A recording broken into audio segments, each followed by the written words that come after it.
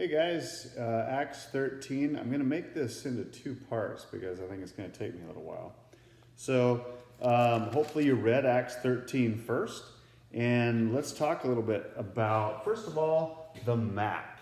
Okay? Remember when we used to draw that map really fast? We have Egypt down here. We kind of come up this way, kind of come down. We got Turkey. And we'll get rid of this Acts 13 right here. And coming up and around, and we got this down here, looks like fingery and back up like that. We got Cyprus that kind of pokes up like that, and we got Crete over here. We got a whole bunch of little islands in here. Dead Sea, Sea of Galilee, Jordan, Nile, Red Sea. Okay. Now, Jerusalem being about right here, I'll go a different color, was the center of the Jewish universe, but things weren't going real well, and Jews were getting scattered around, and later on they all get booted out. But there were Jewish communities, different places.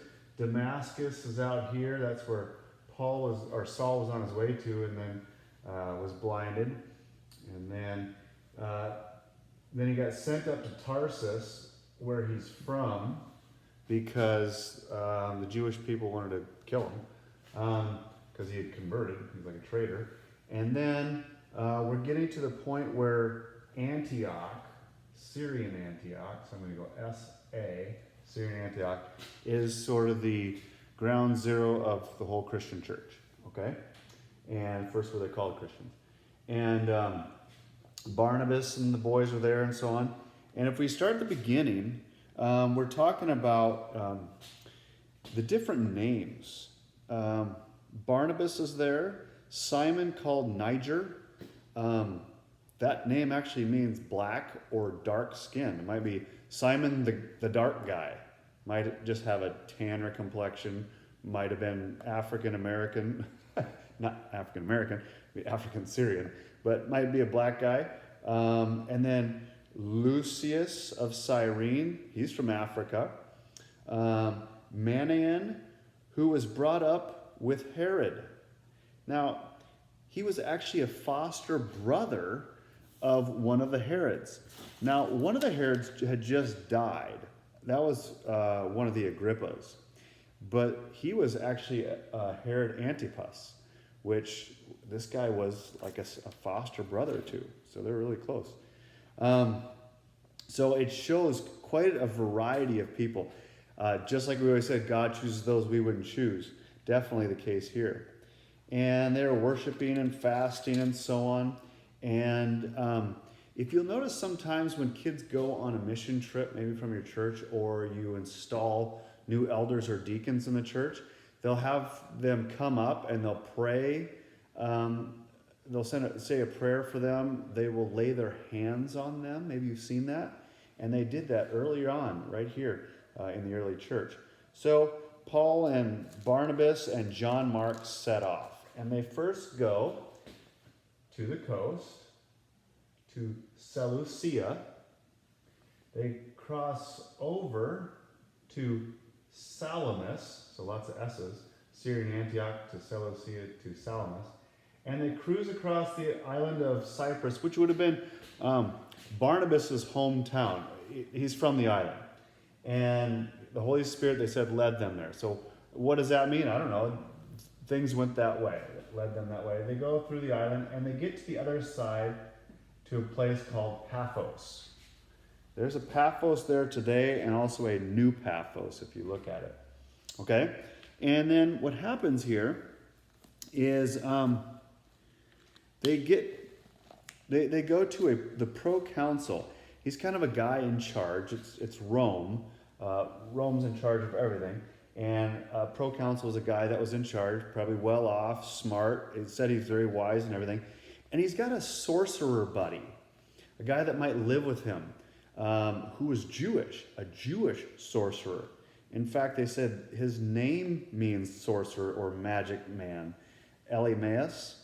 And when Paul comes up, and actually he's still Saul. When Saul comes up and starts talking to him about the Lord and salvation and everything, this guy fights him on it. And this is where Saul actually all of a sudden is then called Paul. And why is that? Well, we can kind of figure out a couple things. First of all, that sorcerer who's living with this proconsul is named Bar Jesus as well. It's kind of an odd name. But the proconsul's name is Sergius Paulus, which is very, very Greek. Remember with the us at the end? And Paul, us, is very Greek in comparison to Saul. Saul's very Jewish. So Saul starts out very early in his first ministry journey, sort of becoming like the people that he's ministering to. And a lot of people had their original name, and then they also took on a Greek name. And Saul said, I'll take Paul, apparently. Paul means small. It can mean some other things too, but maybe it was a name that he kind of took to be humble, I guess. Now, this Elymas, or Bar Jesus, fights him on what he's bringing to this proconsul.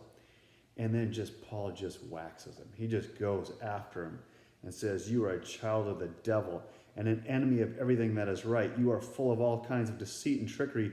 You will never stop perverting the right ways of the Lord. Now the hand of the Lord is against you. You are going to be blind, and for a time you will be unable to see the light of the sun.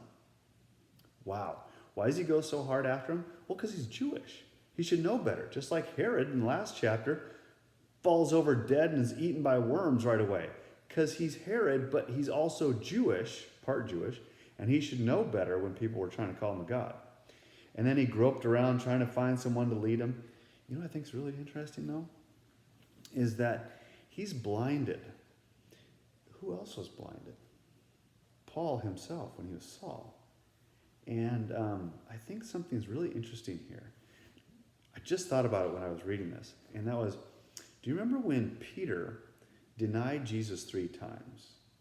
And then afterwards, after Jesus had died, risen again, and so on, he spent time with Peter, and he says to Peter, Peter, do you love me? Peter, do you love me? Peter, do you love me? And he kind of sticks it in Peter's face. And the point behind that is, hey, Peter, make sure you're always seeing yourself and how hard it is for you to believe when it first came to be, how hard it was for you yourself to believe in this saving grace. And so that way, when you're ministering to other people, you won't think it's out of the ordinary that people don't believe you the first time. And I think it's really interesting with Paul, when this Bar Jesus or Elymas doesn't believe and tries to pervert the ways, that means twist things, and he's blinded. I wonder if Paul looked at that guy and thought, that's me. I was totally on one side. Now I'm totally on the other. I was blinded, and I couldn't see. I bet that really hit home with him. And then they go off to Pisidian Antioch. Okay? I'm going to stop right there, but I am going to show you that they go from Paphos up to Attalia, and then over to Perga, which was enormous and amazing. The ruins there are awesome. Okay? And what there's several regions, and we'll talk about that in the next one, because this is getting long.